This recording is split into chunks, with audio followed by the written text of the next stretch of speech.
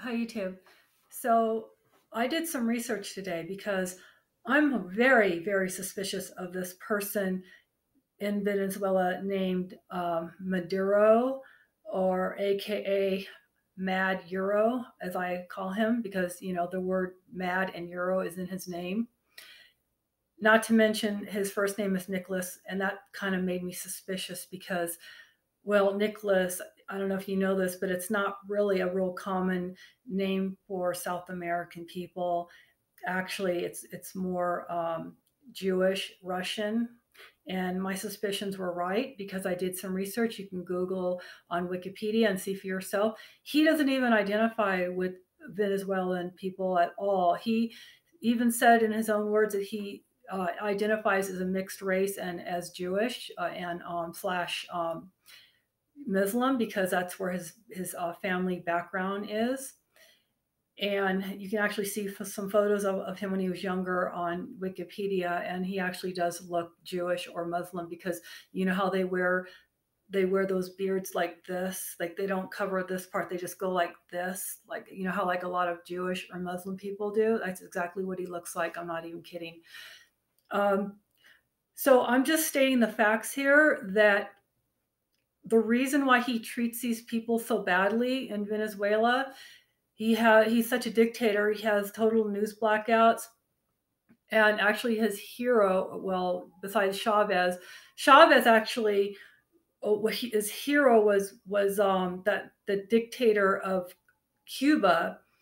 But it seems like this Mad Euro or Maduro guy. It seems like his to me, it seems like he's trying to make Venezuela like North Korea, is what it looks like. And you can see videos everywhere, people protesting to get him out. There's not one protest I can find that protests to get rid of the new guy, John Guaido, um, Joanne. How do you say it?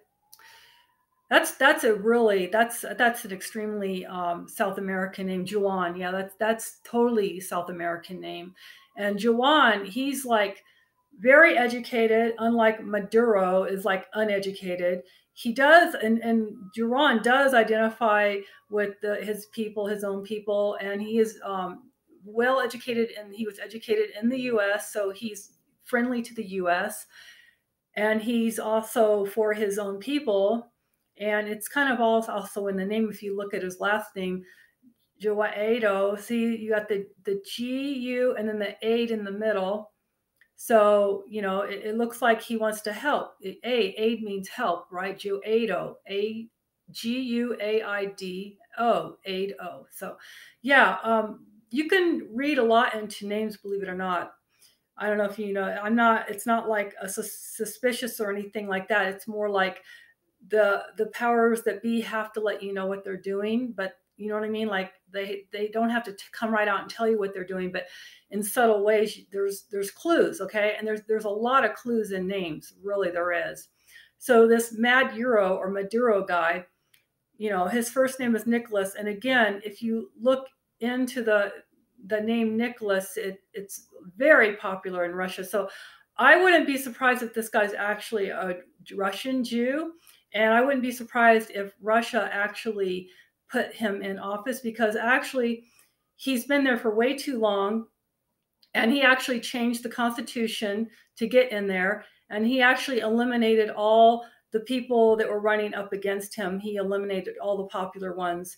So actually, when you look at it that way, the coup has already happened, and we're just trying to undo, the coup that's already been done by giving the people who they want, which is the Juwan guy. And yeah, it's very, very clear. You just have to spend a day or two doing your research.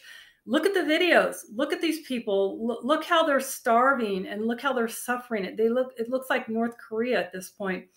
And the other thing, Russia has much, much, much more to lose than the US does.